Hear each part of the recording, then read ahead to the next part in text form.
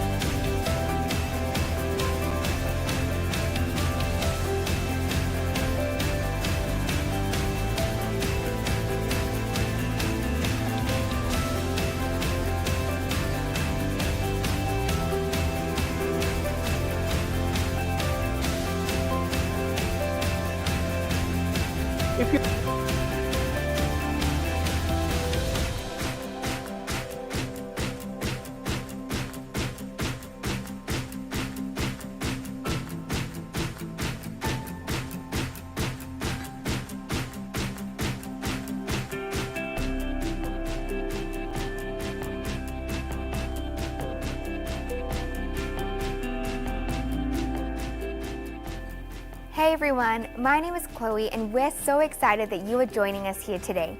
We're going to start our gathering in just a few moments, but before we do so, there's a few things I want to let you know about that we're praying will make your experience with us as comfortable as possible.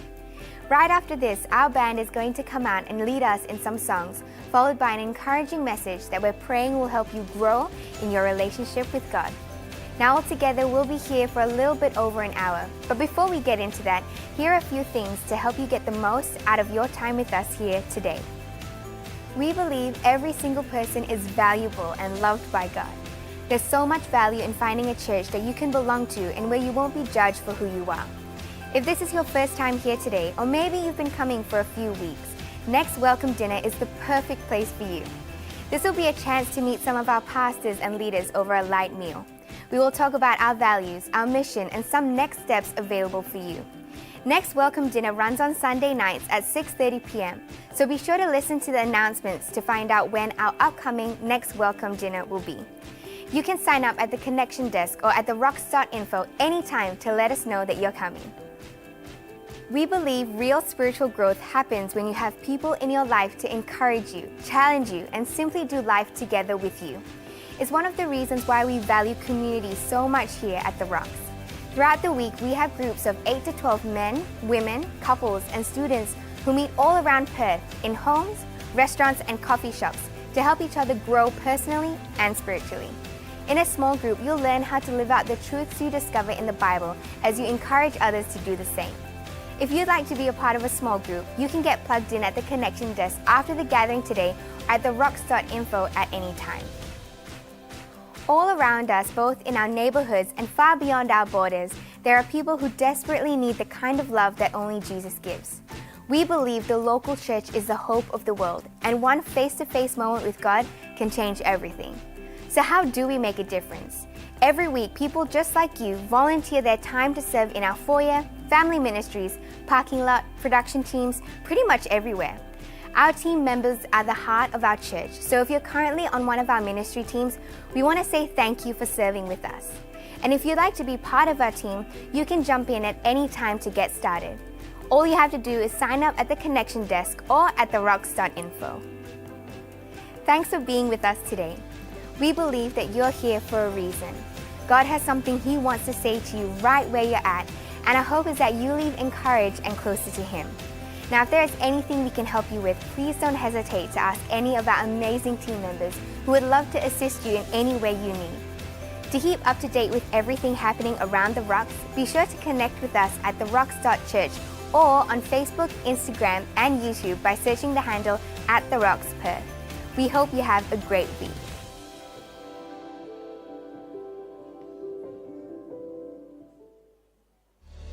Welcome to The Rocks, a place where no perfect people are allowed.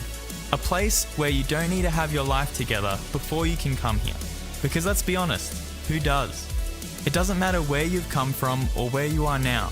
We're just glad you're here. In fact, we believe that this is a place where you can belong before you believe. We want to create a culture of grace and authenticity where we can be honest about our imperfections. An environment where we can find the support and help we need to become whole.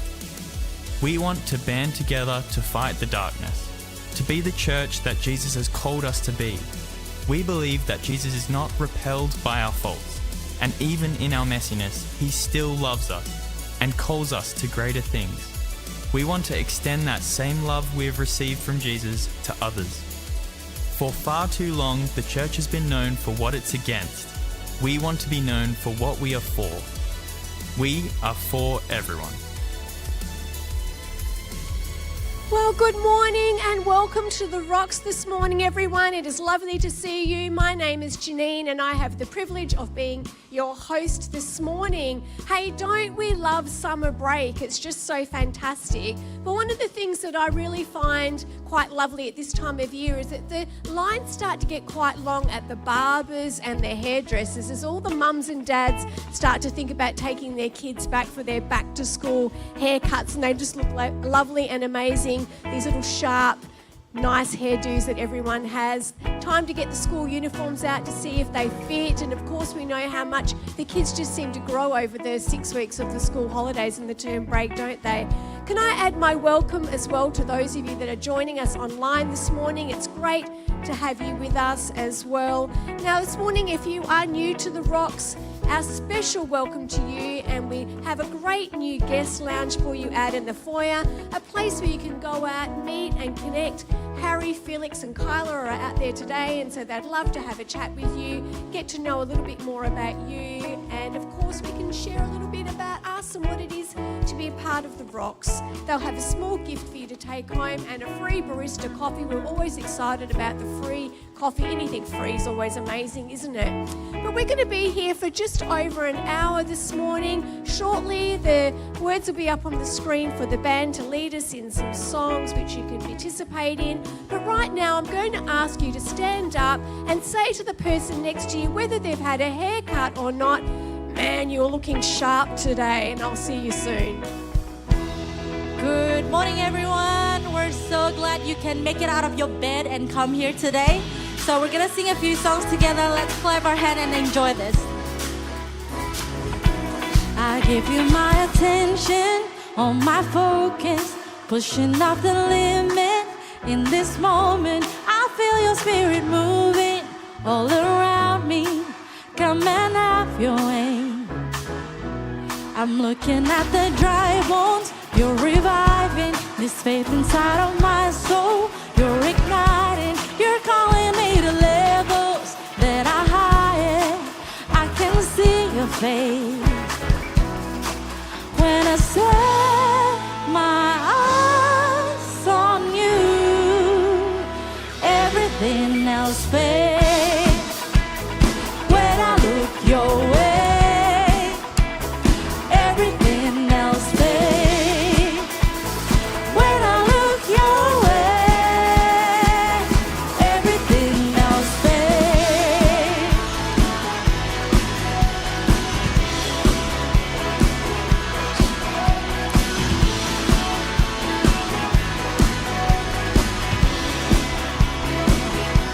To gaze upon your beauty, full of wonder, the world falling behind me. There's no other name like your name, and there's nothing that can take your place.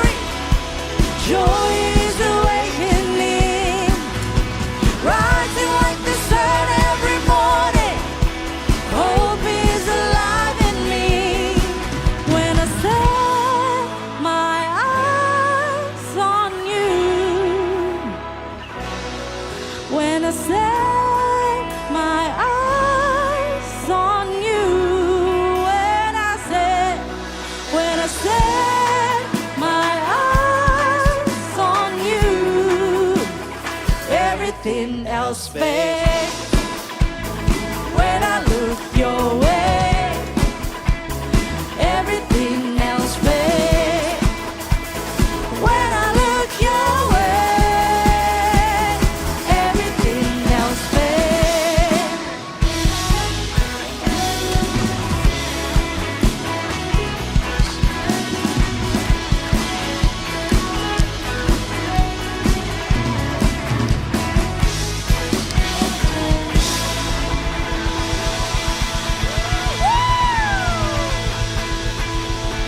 How good is our God?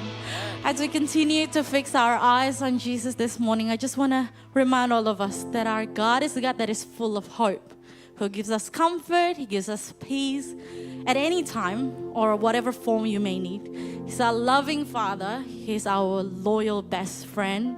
He's a good listener and a wise advisor for all of us. We just need to come to Him ready for Him to fill us with His presence, because He is with us, He is for us in every second of our lives. Your heart is for me, your ear is listening. I'm safe in your love, your army of angels watch over me. You're always present. You're always with me. For all of my life, your favor has followed. You're my covering. I have never walked alone. I've never been abandoned. You are my inheritance. You are my strength and shield, and I have confidence. You go before me. You're my deliverer. I know I never walk alone. Never, Lord.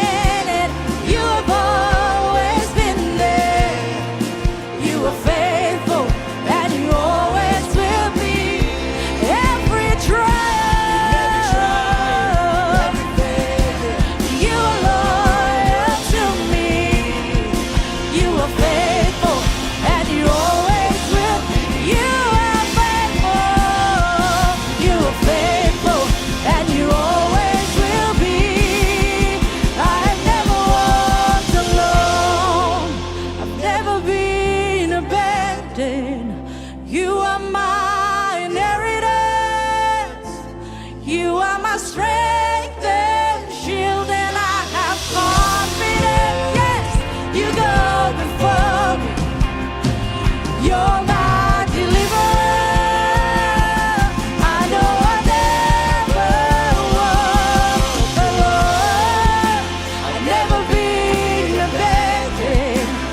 You are my inheritance. You are my strength and shield, and I have confidence. You go before me. You're my deliverer. I know I never walk alone. Every hour, every minute, you have always been there. You are faithful, and you always will be. Every triumph, every failure, you are loyal to me. You are faithful, and you always will be. You are faithful, Lord. You are faithful, and you always will be. You are faithful, and you always will be. Faithfulness, You are faithful. You are faithful, God. The God that we worship is a faithful God, amen. He's the same yesterday, today, and forever. He's consistent, He's constant, and He loves us so much.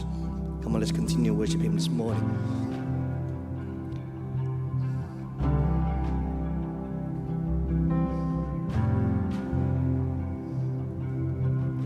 I'm calling on the God of Jacob, whose love endures through generations. I know that you will keep your covenant. I'm calling on the God of Moses, the one who opened up the ocean. I need you now to do the same thing for me. For me. Oh God, my God, I need you. Oh God, my God, I need you now. How I need you now. Oh rock of ages, I'm standing on your faithfulness. On your faithfulness. Come on, let's sing this together. I'm calling on the God of Mary, yes, whose favor rests upon the lowly. I know with you all things are possible. Amen. I'm calling on the God of David, who made a shepherd boy courageous. I may not face Goliath, but I've got my own giants. Oh God, my God, I need you. Oh God, my God, I need you now. How I need you now.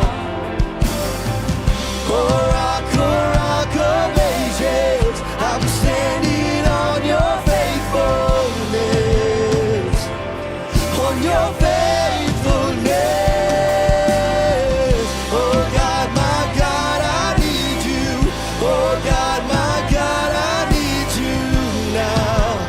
How I need you now. Oh rock of ages, I'm standing on your faithfulness. On your faithfulness. It's your faithfulness I'm standing.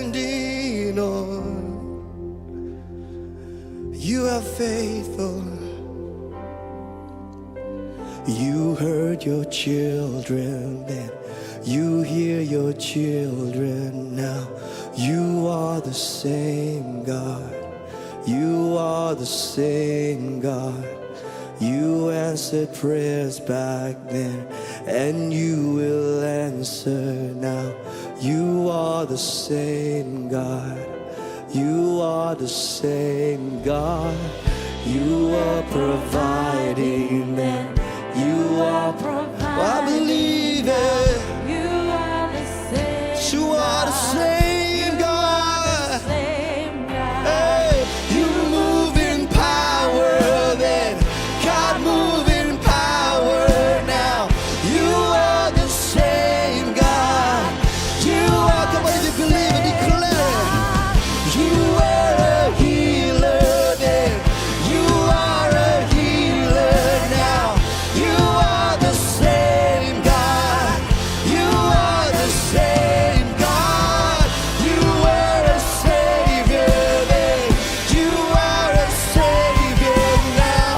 You are the same God. You are the same God. Oh God, my God, I need you. Oh God, my God, I need you now. How I need you now. Oh rock of ages, I'm standing on your faithfulness. On your faithfulness. Oh God, my God, I need you. Oh God, my God, I need you now. How I need you now. Oh rock of ages, I'm standing on your faithfulness. On your faithfulness.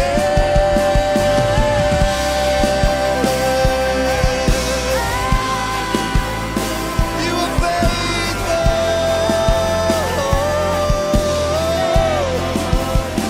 Every single day, every time, Lord. You are my provider. You're my provider.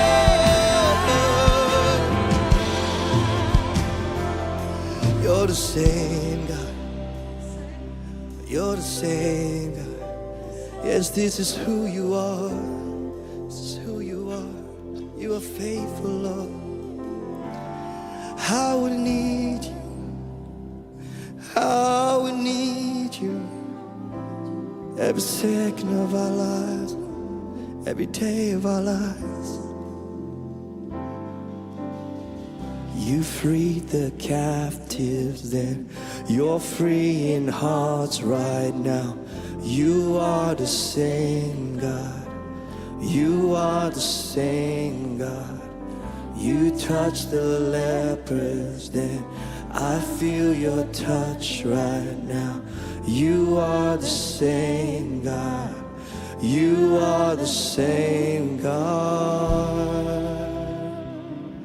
I need you, Lord. Thank you for being faithful, Lord. I would need you now. Yes, we need you, Lord. Your grace. Let's call on the Holy Spirit. I'm calling on the Holy Spirit. Almighty river, come and fill me again. Come and fill me again. Come and fill me. Come and fill me again. Come and fill me. Come on, invite him into your hearts this morning. He's going to guide us every step of the way. Sing it out. Come and fill me again. Come and fill me again. Come and fill me. come and fill me again. Come and waiting here for you with our hands. If you're comfortable, come on, lift up your hands high in praise. And it's you we adore, singing hallelujah, waiting here for you with our hands lifted high in praise. And it's you we adore, singing high. Sing it again. Waiting here for you with our hands lifted high in praise. And it's you we adore, singing high. Come on, sing it the line one last time. Waiting here for you with our hands lifted high. Come on, he deserves all the praise. And it's you we adore, singing hallelujah.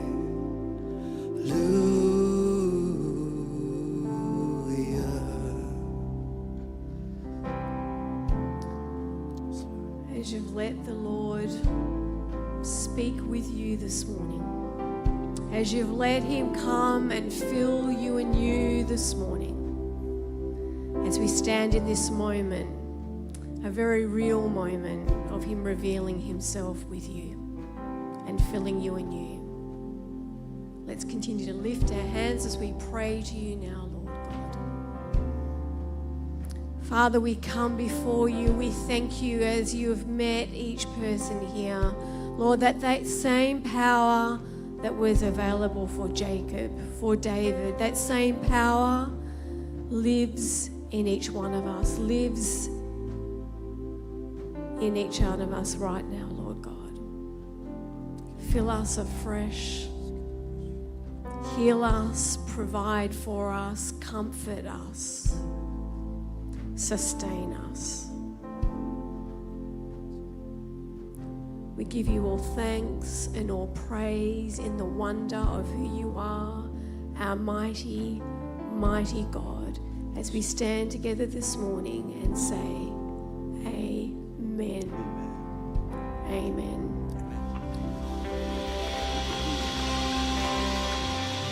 What a powerful moment of worship that we actually invite that sense of filling anew. It's pretty precious and pretty important. There's a saying that says knowledge is informational, but revelation is transformational. And I'm hoping that's what it's been for you this morning as you take your seats.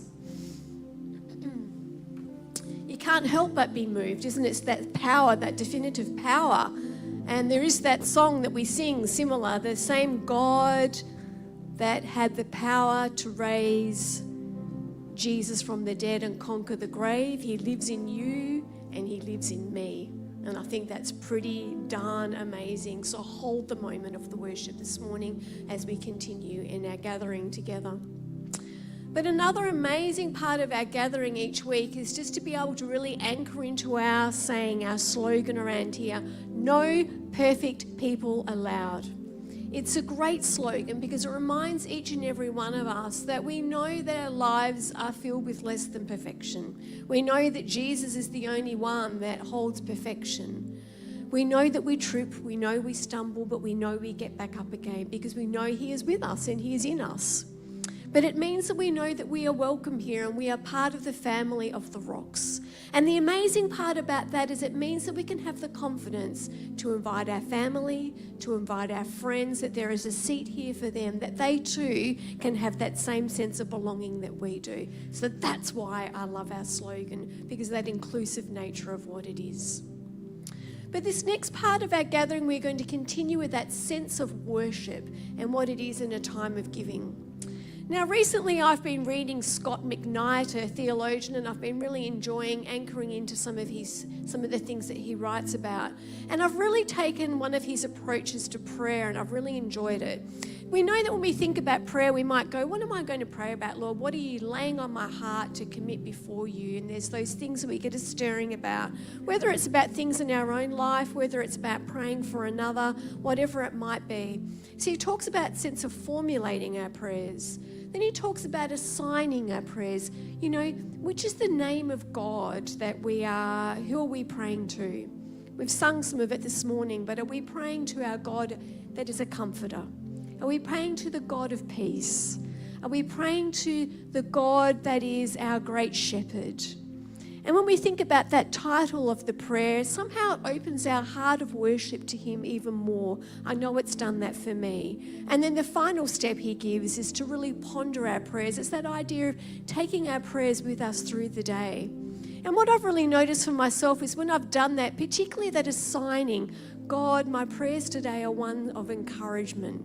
It's a prayer of thanksgiving. As I ponder that prayer through the day, the names of God stay with me throughout the day. And I found it really enlivening to that sense of worship. And I hope as I leave that with you this morning, it's a bit of an encouragement to you. But as we continue in that thought, there is that sense that he is our most wonderful provider and everything we have is through him and because of him. So as we think about those ways to give this morning as they're on the screen behind me, all that we have we know is because of all that he gives us. And in that sense of worship, if we give something back, we're giving it to the work and the life of the ministry here, that more people may feel a part of the family of the Rocks, not because of the Rocks in and of itself, but what it represents, that we know that we are sons and daughters of the mighty King, which is pretty amazing. So choose that method which works for you and your household as you have an intent for giving. I know for me it is the automation. I know then I have that set of rhythm about how I'm intending to give, which is pretty important. This morning also, I can say with great excitement, you've got little cards on your seat, by the way. They're not for you to give out to someone. They're for you to grab later on in our gathering during the message. But with excitement, I can say to you, we have Alistair Cochrane bringing the message to us this morning. Now, Alistair hails from the Baldivis campus, so it's really amazing that he has come for the first time to share with us. Well, it's the second time now because he shared at the 9 a.m. gathering. But can we give a big welcome to Alistair this morning as he comes to bring us the message here and see what a friendly, welcoming bunch that we are as we hear from him as he's preaching and speaking into the second week of our Good Call series and what it is to make some good calls. And this morning, it's all around the theme of integrity, which is a pretty awesome point to anchor into. So be expectant as we do that. But before we do that, we're going to hear all that is going on in the amazing life of the Rocks. So let's just stay tuned and hear a little bit about that for now. And that's bye from me. Hey everyone, and welcome to The Rocks. It's so good to have you here with us today. My name's Josh, and before we continue on with our gathering today, here's a couple of things you need to know. Are you curious about God? Or maybe have a new relationship with Jesus Christ? Or have you been a Christian your whole life? Well, it doesn't matter which one of those you are, Answer is the place for you. Answer is a 3-week small group where you can engage in discussion with our teaching team and address some of life's most important questions. Answer is happening in the Rocks Cannington on Tuesday the 24th of January. It doesn't matter where you are in your faith journey, Answer is an amazing opportunity for you to challenge and grow your faith. Last Sunday, we kicked off our brand new series, Good Call, by talking about the importance of asking good questions. The truth of the matter is, our decisions determine the direction and quality of our lives and other people in our lives too. So how can we make good calls? Well, when we ask ourselves well-placed, appropriately timed, thought-provoking questions and answer them honestly before we act. But what are those questions? Well, we'll learn more about them today and in the coming few weeks, so be sure to join us and invite your friends. You won't want to miss it. Well, that's it from me. To register for Answer or for more info about our church, simply head to therocks.info, or you can speak to someone in real life at the Connection Desk. And to stay connected, be sure to follow us on Facebook and Instagram at The Rocks Perth.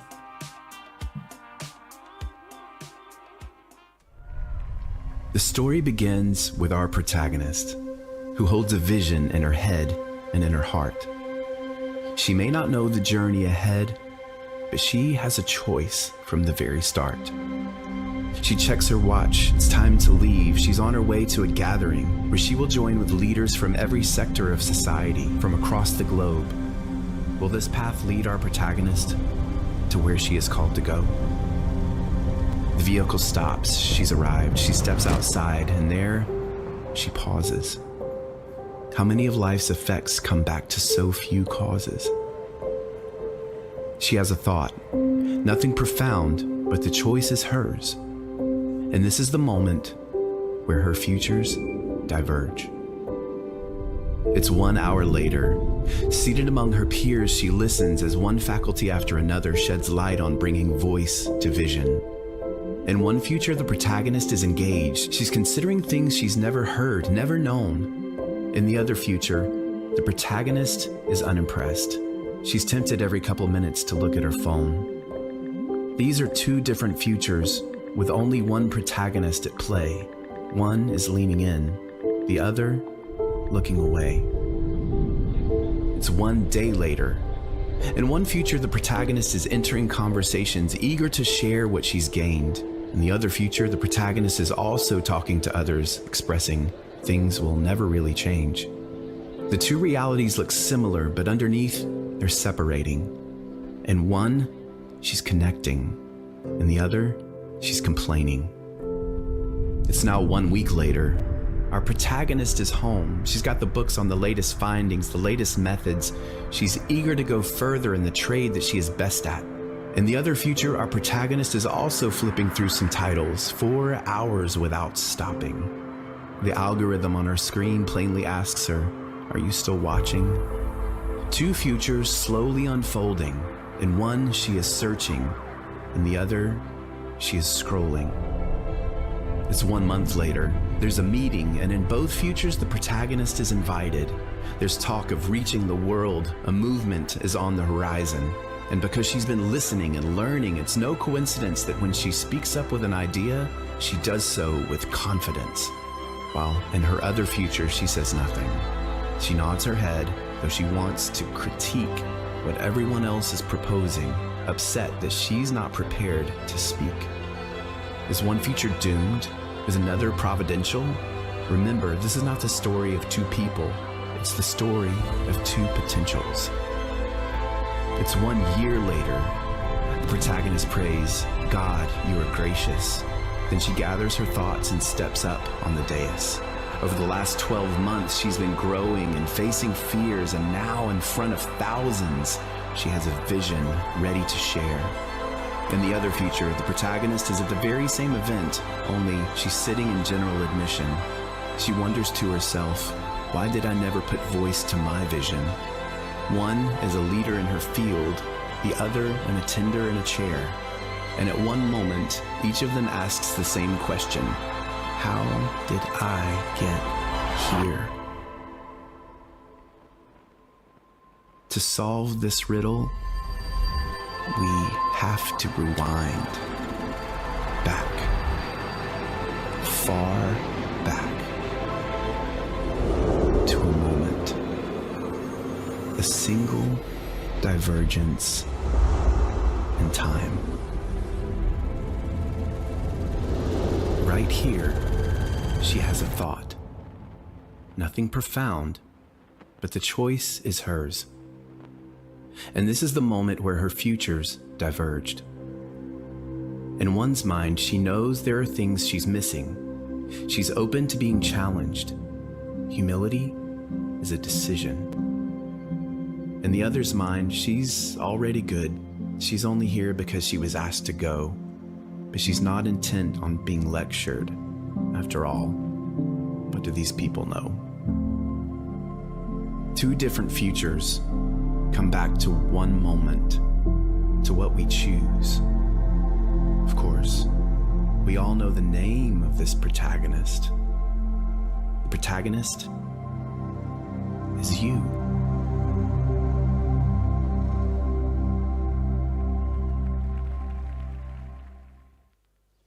Well, good morning. Isn't that an incredible video? It really just challenges me. It really gives me a bit of chills. It's a really, really profound thing. As Janine said, my name is Alistair, and I normally hang out at our Baldivis location. Along there, I do that with my wife. We've been married for 7 years now, and our beautiful 2-year-old son named Ezra. We've got another one on the way, and they're going to be here pretty soon. But I've got the privilege of being up here at Cannington with you guys today, and this is my second one. I've never done a double before. So this is interesting. We'll see how this goes. The wheels could fall off. They'll never have me back again. Now, day to day, Monday to Friday, I'm a high school teacher. I teach down at a school in Rockingham, and I kind of do some volunteering here at the Rocks. Now, I don't know what age everyone is in the room today. It's a little bit younger because it's a bit later. Everyone that's young likes to sleep in on a Sunday morning. And so I don't know about you, but I'm 29 years old. And when I was growing up, the mobile phone had just become a real thing. And I remember very vividly the first phone that came out with an FM radio. And everyone thought this was the most groundbreaking thing that was going to change the future of telecommunications. Little did we know that a little while later we would have a few more breakthroughs. But to put in perspective, the iPhone, the very first iPhone, came out when I was in year 10. So before that, people just had normal phones with physical buttons on them. And eventually, one came out with a camera. And this was truly groundbreaking. The cameras were terrible. They were so shockingly bad. But everyone was like, we are living in the future. There's a camera now in my pocket. Now, why do I share this story? Well, because there was no such thing as an iPhone that you could take like high quality photos on. Teenagers bought these things called digital cameras. And they were called point and shoots, and they had a little screen on them, and you could take photos, and they had terrible, terrible images. Like, the quality of these things is shocking. It's incredible that they were so expensive. You pay like $300 or $400 for them. They ran on AA batteries half the time.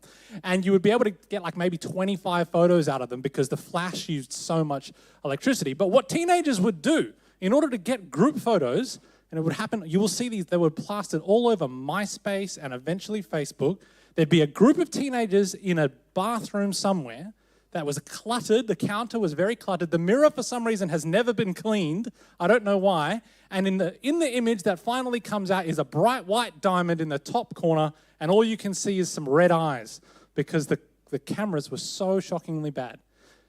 Our cameras have moved so far forward that the other day I was on the train, and I kid you not, I saw a lady with her iPhone, holding the iPhone, doing her makeup.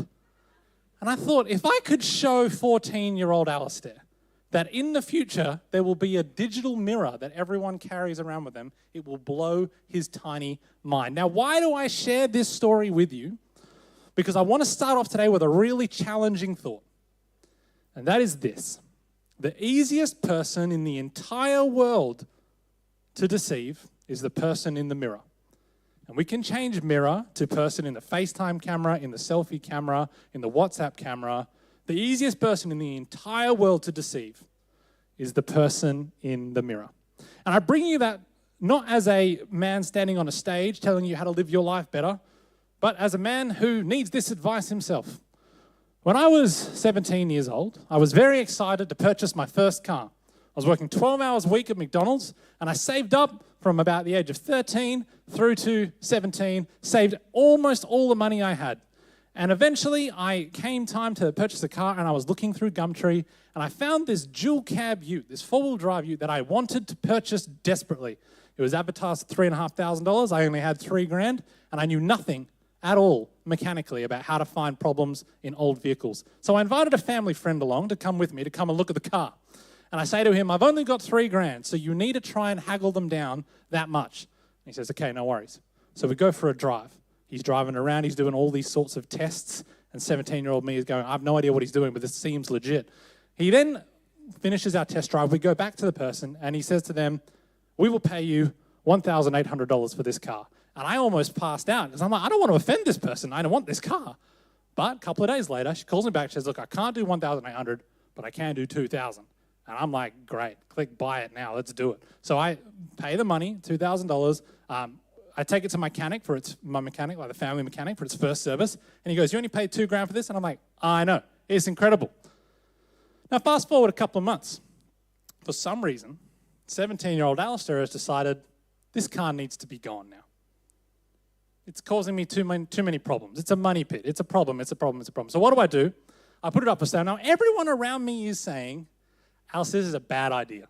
This is a pretty good car. It's pretty cheap. It's pretty reliable. I probably wouldn't get rid of it. And I'm going, no, I know what I want to do. So I put it up for sale on Gumtree. And very, very shortly after, I get a message from somebody who's interested in my car. But they don't want to purchase my car. They would like to swap cars with me.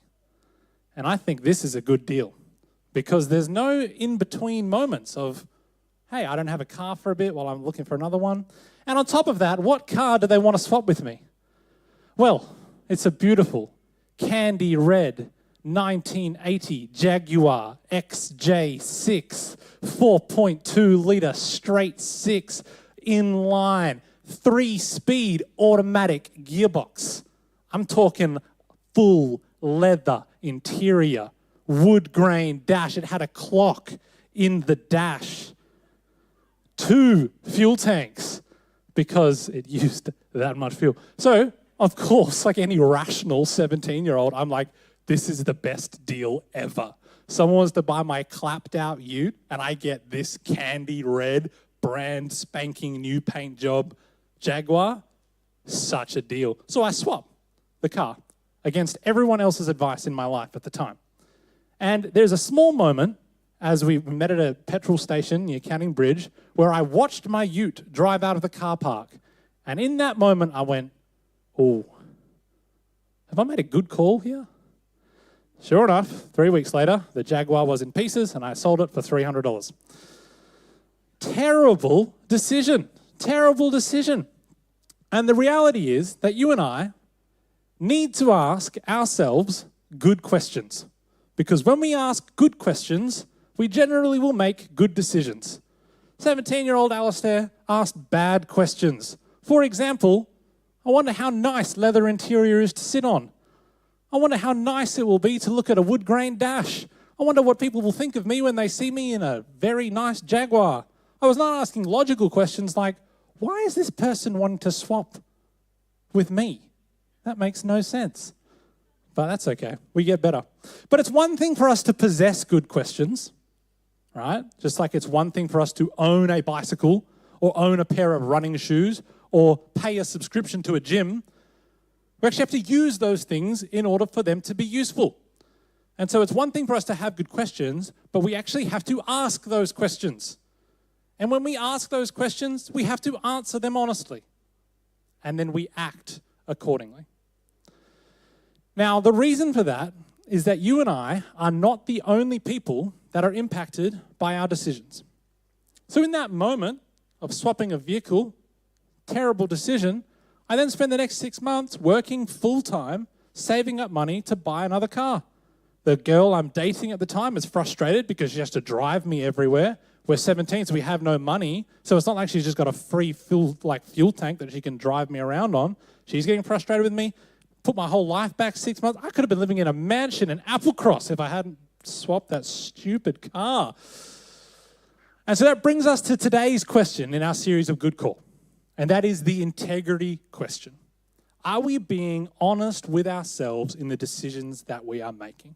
Can we honestly look at the calls we've made and go, that was a good call? And I want us to really center in on this idea. It's going to be something we come back to often. But we need to realize that the easiest person in the entire world to deceive is the person in the mirror. And if we can reflect on this throughout the rest of our time together, which is about 20, 25 minutes, I think it will be super, super helpful. Now, why do I think it's important? Because some of us in the room have worked with compulsive liars. You know how difficult it is to work with this person. Some of us have even been the boss of compulsive liars. And you know that there is only one thing you can do with an employee who constantly lies about everything. You have to fire that person. You cannot work with them. It's not going to work for them, it's not going to work for you, and it's not going to work for your team. And so you and I are going to commit today to firing the dishonest version of ourselves. Because the sooner that we can fire the dishonest version of ourselves, the sooner we can make ground in this concept of integrity. Now, why is that? Because the honest you will tell you the truth even if it makes you feel bad about yourself. Now, I truly believe that we are on the precipice of a massive, massive health shift where I think that the next kind of global health thing will be mental health. And I'm not advocating for people feeling bad about themselves. That is not a good thing. But what I would argue is that feeling bad about ourselves is not the worst thing. In fact, I would argue that... Oh, I've lost my spot here. This is terrible. Oh no, I'm such a rookie. I went too far. The reason that we have to fire our dishonest version of ourselves is because we are suckers for ourselves. In fact, we would say that you are a sucker for you. You will sell yourself anything. And if you've known anyone that's ever gone through Alcoholics Anonymous or anything like that, they would say that the first step of recovery is rigorous honesty. Honesty with yourself and honesty with the people around you. So if we can commit to telling ourselves the truth, even when it makes us feel bad about ourselves, we are committing to being rigorously honest. Now, rigorous, right, this is a difficult word. It's like high output, high intensity, right? And so that means it's going to take some practice. It's not something that you can do immediately. For most people, most human beings on the planet, you can't decide today to run a marathon tomorrow. Some people can. Incredible. I worked with a guy once who literally watched the marathon on the Olympics and went, I wonder if I can do that, and went for a 42-kilometer run the next day. Had not run ever in his life. I hate people like this because it's so frustrating. He literally told me, he's like, I had a coffee and a cigarette for breakfast and then I went and ran 42 kilometers. And I'm like, that's not acceptable. Like, that is simply not true. But the reality is, right, honesty is a muscle that you and I need to develop. And that means rigorous, hard work. And like I said before, feeling bad about ourselves is not the worst thing that can happen. I would say that denying something is just as unhealthy. If you deny that something is bad about yourself, you are in just as an unhealthy place. Just in the same way that if you refuse to acknowledge that something is bad about yourself, you are even more unhealthy. And we do this by creating a veil around whatever that thing is, right? We would say it like this: I'm just really honest. I'm an honest person. When in reality, you just tell every person you meet every shortcoming they have. You're not honest. You're a horrible person, right? This is me. I see people making bad decisions and I'm like, hey, that's why that was a bad decision. And they're like, we know. I know I made the wrong call. You don't need to spell it out for me. I'm just being honest. No. Denying that something is bad about yourself, pretending or refusing to acknowledge that it's actually a bad thing, is just as unhealthy as feeling bad about ourselves. Now, my undergraduate degree was in teaching. I did an education degree. I majored in chemistry and physics, and I did a minor in outdoor education. And I loved the outdoor education stuff because all of our units, we were out in the field, we were doing things. And on one of our expedition units, we were out walking, and we were walking off track. We were trying to get to our next campsite, which was not on the Bibbleman track. We were in the dwelling up kind of area.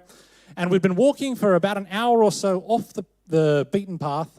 And in the middle of the bush, our instructor stops us all and says, everyone stop, where are we going? And we all laughed at him, and we said, we're going to our campsite. And he's like, great, no worries. Everyone close your eyes, spin around 3 times, and take 2 steps to the right. And we all did this, and then he said, cool, now show me on a map where we are. And none of us could do it. It took us about 20, 25 minutes to work out, based on some things around us, where actually we were. And he taught us a really valuable lesson that day. Before we are going wherever we're going, we need to acknowledge where we are. And this is what we would say, that we'll never get to where we need to be until we acknowledge where we are.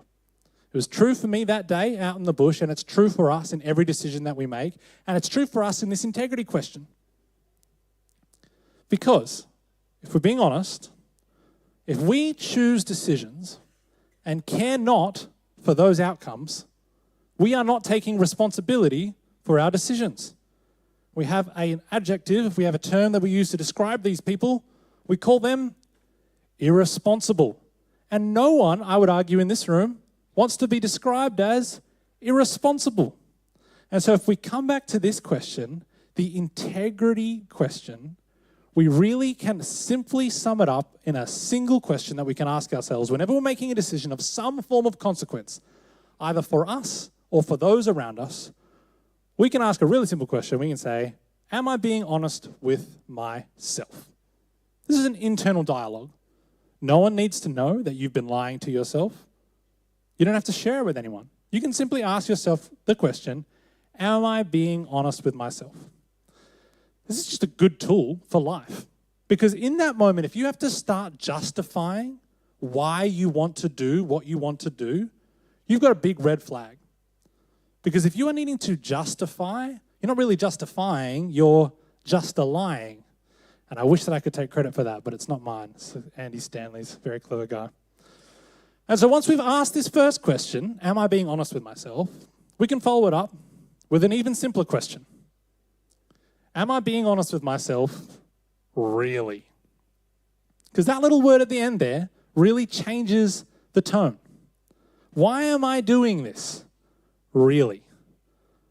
Why did I buy this car? Really? Why did I buy this house? Really? Why did I take that job or that promotion? Really? If we add that word really on the end, it changes the way that we think about it. Now, the reality is that most of us in the room, unless we're a full-time salesperson, are not particularly good at selling things to other people. It's a really, really unique skill, and some people are incredible at it. But we're all very, very good at selling things to ourselves. And sometimes we'll get to the back end of a wrong decision. You'll go, what was I thinking? What was I doing? This is a big issue for me. I really love video games. I really like them. They're really, really fun. And sometimes, like school holidays at the moment, I'll be up till 11, 12, 1 in the morning playing video games, justifying it to myself, being like, I really need this next rank. It's really important. If I play just an extra game, I might get enough to get this new skin. Meanwhile, the 2-year-old wakes up at 5 in the morning and now I've got to be a responsible father. All right? I am convincing myself, I'm selling myself all the time.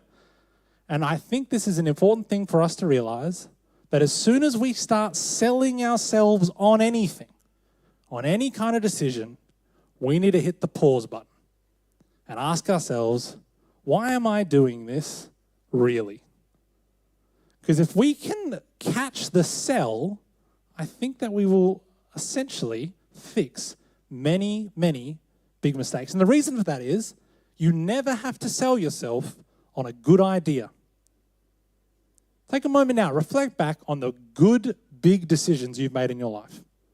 Did you really have to sit down and sell yourself on it?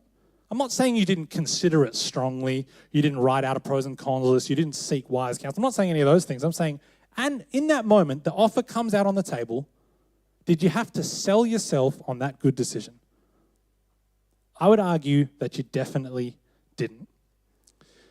Now, if we're honest, when it comes to decision making, there's a lot of different biases that you and I deal with. There's between 12 and 20, depending on who you ask. But I think that the biggest problem for humanity is the bias of confirmation.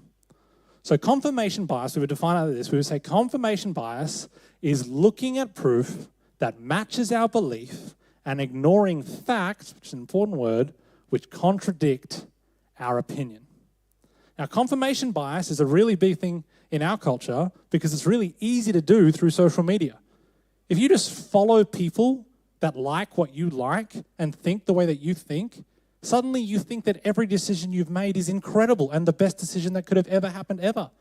This is like me. If I want to purchase a new bicycle, right, I'm not going to go speak to a financial advisor about why a $5,000 carbon racing bike is a bad investment. I'm going to go out to coffee with bike riders and ask them about their $5,000 carbon race bikes that were a bad investment. And they'll tell me how amazing they are and how light it is and how much faster they are and how now they're still never going to be able to qualify for the Tour de France, right? Confirmation bias is looking at our situation and only listening to the voices that confirm what we already believe. Now, the reality is that this thing, confirmation bias, has been true for humanity for thousands of years. We're many, many years old now, us human beings. We've been around for a very long time. And what we've got recorded out throughout the years is different stories of humanity. And I'm going to share with you a story from the Jewish histories, and it's about a guy called King Jehoiakim. And I just want to challenge you, if you're someone that doesn't know Jesus, don't switch off. This is a really interesting story that's not really got a huge amount to do with God. It's just an interesting story that we can really learn a lot from. So we've got the situation where there's a kingdom in ancient Israel, so we're talking 2,500, 3,000 years ago, and it's called Judah, which today, if you were to look on Google Maps and find the current nation of Israel, if you just kind of draw a big circle around the whole southern half of Israel, we're looking at the ancient kingdom of Judah. And at that time, there's a guy called King Jehoiakim. And King Jehoiakim has an advisor, someone that's really close to him. If you're into high fantasy, it would kind of be like the hand to the king or the hand to the queen. It's someone who knows everything about what's going on in the kingdom and knows the individual well enough to provide them good advice. And so that guy's name is Jeremiah. Now, King Jehoiakim is essentially having to pay protection money to a guy called King Nebuchadnezzar, who is the king of Babylon. And essentially, he's having to pay this money because Judah can't fight for themselves and they need a big brother to step in if they were to ever get invaded. Now, the money they pay is quite sizable, and after about 3 years, King Jehoiakim decides, I am no longer going to pay the protection money to Babylon. King Nebuchadnezzar, you can get stuffed. I don't want to pay your bills anymore. And Jeremiah sits him down and says, look, but I can understand the bill is a lot, but is this really a risk you want to take? So Jehoiakim has to think about it, and he thinks, you know what, you're right. Probably, maybe not a great call. What I'll do instead is definitely not pay any money to Babylon, but I'll take that money I was paying to Babylon, and I'll pay it to the nation of Egypt. So in terms of geography, Judah's in the middle, Babylon is on the western or the eastern side, and Egypt is on the western side. Now, the greater context, which is why Jeremiah said, hey, mate, bad idea, is that Egypt and Babylon are kind of also in a bit of a war themselves. And Babylon just lost a fight to Egypt, so they're already a bit annoyed at Egypt. And in between Egypt and Babylon is Judah. And so Jeremiah says, look, mate, if we change banks here and we start paying protection money to these guys, they're on the wrong side of the country. It's going to take them a little while to get over here and protect us from Babylon. I think it's a really bad idea. But Jehoiakim, he doesn't want to listen. So he does it anyway. Changes banks over to Egypt, and sure enough, King Nebuchadnezzar invades Judah and takes Jehoiakim captive. See, the weird thing about Nebuchadnezzar, he's a bit of a psychopath, and one of his things that he liked to do was to collect kings. He had like a little king collection. You might have those pop figures or whatever in your house. Well, this guy collected human beings. Total psychopath. But he didn't just collect them. This was what's weird about him, is he imprisoned them and gouged their eyes out. And then whenever someone would come over for dinner, he would get all of his kings chained together and walk them through the living room. Go, look at my collection, aren't they amazing? And they'd all stumble and fall over, and then they'd go back into the prison for the rest of time until he next had a dinner party. The guy was a total psychopath. And just remember, this is the guy that Jehoiakim said, don't want to pay him protection money. Super strange decision. So Nebuchadnezzar has taken Jehoiakim captive, and just before he leaves Judah, he says, hey, you, Jehoiakim, the son of Jehoiakim, you're now in charge. You're the king. But something happens, and 3 months later, Nebuchadnezzar has had enough of Jehoiakim, and he comes back, takes him captive too. Eyes gouged out, put in prison, put on display at the dinner party, right? Very, very aggressive situation. Now, Jeremiah, in all of this, is still advising whoever the king is. And so after Jehoiakim's reign, he was only 18 when he got his eyes popped out, his uncle takes over, who's much older, at 21. Incredible. Amazing amount of wisdom at that age. And Zedekiah, who is our new king, also decides that he is not going to pay this money to Babylon. Now, I just think in the context, you've got a lot of family members that no longer can see. Like, I think maybe you just pay the money at this point. But Zedekiah doubles down and he goes, nah, we're not paying. And unfortunately, Zedekiah is the last ever king of Judah. and the nation collapses and never exists again. Now, the story is pretty dramatic. Make no mistake. But we hear a story like that, and we just go, what were they thinking? It makes no sense. If you lay out all of the things in logical order, what were they thinking? Well, they weren't thinking, and that's where the key is for us to understand. They were selling.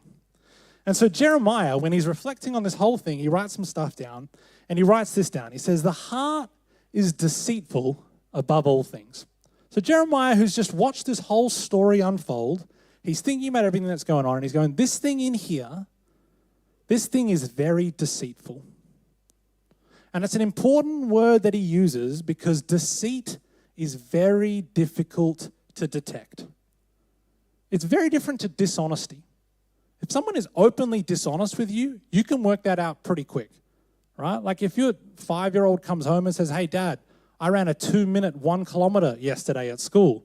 You're going to go, I mean, that's like literally a minute faster than the world record. So that's not true. Like that's an open lie. But deceit is very different because it's a bit of truth mixed with a bit of a lie. And so it's significantly harder for us to detect.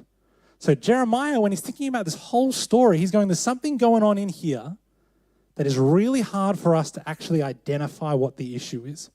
And he goes on and he says this, he says, the heart is deceitful above all things and it's beyond cure. So Jeremiah's reflection is that this thing that's going wrong in here is not something that we can fix. It's something that's always going to be with us, something we're going to always carry. He then asks an even bigger question and he says, who can understand it? It's the same question you and I ask ourselves, maybe daily, maybe weekly. We would say this, I don't understand why I decided what I decided. You can't understand why you decided what you decided. This is why it's really important for us that every time we're going to make a decision that is of some consequence to us or those around us, we have to ask this integrity question. And we have to ask, am I being honest with myself really? The sooner that we can be open and honest with ourselves, the sooner we can start to make better calls, better decisions. And we can look back and go, yeah, no, that was a good call. No one wants in 12 months' time, I'm going to argue this pretty strongly, that no one in this room in 12 months' time wants to look back and go, I'm really glad I made that bad call. All of us want to make good calls, but it's something that's going to take some time for us to work out. And so I'm going to give us all a free pass just for today. And that is this. You owe it to yourself to know, even if it's a direction that you don't want to go. So there is a feeling, an onus of, I don't want to ask that question because I know if I ask that question, I'm going to have to go in a direction that I don't want to go in. And I want to give us all a free pass today that being honest with ourselves is going to be something that takes time and takes practice. And so even if you don't go in the direction that you know is the right way to go, at least start by answering the question. Because if you can start answering that question and start flexing that muscle, you start to build up the endurance where maybe in 12 months' time, you will be able to go in that direction. But at least now you'll be honest with yourself and go, do you know what? That's actually what I believe and what I feel. That is probably the right way to go, but I'm not going to do it because I'm just not ready. And that's okay. There's nothing wrong with that. So, if we're going to be honest with ourselves, are we telling ourselves the truth or are we selling ourselves a regret? They're two very different things. Because as soon as we can start selling ourselves on something, we are no longer being honest. And so I want us to commit to that comment that I made before, and that is this, that I will not lie to myself even when the truth makes me feel bad about myself. Because the sooner we can embrace this integrity, the better decisions that we will be able to make. So with all this in mind, I want us to circle back around. You've got some cards with you, and they've got some questions. There's two sides. The first side is questions that you can ask someone else. The second side is questions that you can ask yourself. Now, can I suggest if you take an Uber home or a train, maybe don't crack out the questions to ask someone else because some of them are fairly deep, they're fairly intense. It's like, what's your greatest insecurity? That might be a tough one for your Uber driver on the way home. You might not be able to have enough relational equity to really get into that conversation. But there's 3 questions that I want to leave with you that you want to ask yourself over this kind of next few days. If a sales associate in a retail shop was using the sales pitch that you have in your head, would you really buy whatever it is they're selling? Like, let's be realistic. You're in the shop and the sales associate is going, I mean, your wife doesn't need to know. Does your husband need to know everything you spend your money on? I mean, if you don't use it, you could always sell it or donate it. It's a strong market at the moment. You'd probably be able to make money on it. Would you really buy whatever it is they're selling? I'd say probably not, right? You're going to go, nah, you know what? If I use this sales pitch on someone else, they wouldn't purchase whatever it is I'm selling. Second question we can ask is this. Where do you struggle most with telling yourself the truth?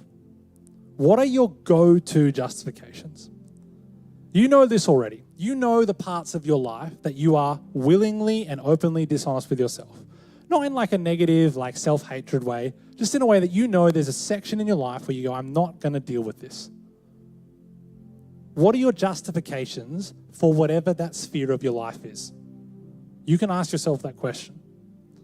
And lastly, is it possible that fear of what you discover about yourself by being honest with yourself is an obstacle to the freedom that you desire? There are going to be hard answers to these hard questions. And the temptation for all of us in this room, whether we know Jesus or not, is to say, I'm not going to bother, because whatever that answer is, I'm not ready to deal with. And so I want to leave you with one final little bit. I'm going to talk to you about a little moment in Jesus' life. It's recorded by a guy called Mark. And for those of us that are unfamiliar, Jesus' life is kind of recorded by 4 main authors. They've all got a different take, a different style of writing. But Mark is really interesting to me because he's extremely fast-paced, focuses on big ideas, big moments. But in the midst of this giant narrative arc of Jesus' life, he stops just after Jesus dies. And he zeroes in on a really unique moment when it's Jesus on the cross. And this is what it says. And at 3 p.m, Jesus cried out in a loud voice, Eli, Eli, lema sabachthani, which means, my God, why have you forsaken me? In Jesus' most difficult and dark moment, he asks himself a question. Jesus, descended from heaven, knows everything that has ever been and everything that ever will be, is the orchestrator of time itself, understands the universe to its intricate, most in-depth details. In his moment of most lowness, asks himself an extremely difficult question. God, have you forgotten me? Have you forsaken me? And it's not that Jesus doesn't know the answer to that question. It's that there's a power in asking that question. And so we're going to go out this week and we're going to have to ask some difficult questions. We're potentially going to reflect on some decisions we've made and think about decisions we're going to make. And we're going to be asking hard questions, but we're not asking those hard questions by ourselves. We are asking those difficult questions with Jesus, who has asked those questions just the same that we have. And I think that's powerful and I think it's helpful, because if the creator of the universe can ask himself difficult, honest, inward questions, then we know that we're not alone when we make those calls. Now, we are a church that really does believe in the power of prayer. And so it's customary for us to end our gatherings with a prayer of blessing. And so I'd encourage you, if you're willing and you're able, to stand while I pray for you and pray a blessing over you. If you want to open up your hands and receive this blessing, then please do that. May the Lord bless you and keep you, and may his face shine upon you. May he be gracious to you. May he turn his face towards you and give you peace. I pray the blessing of wisdom and understanding over each of the people in this room and those watching online, and that your decisions would be wise and honest. It's for your beautiful name we pray. Amen. Now, if you need prayer for anything further, we're going to have a team here at the front who would love to pray for you. But otherwise, guys, I hope you have a fantastic week, and we've enjoyed being with you.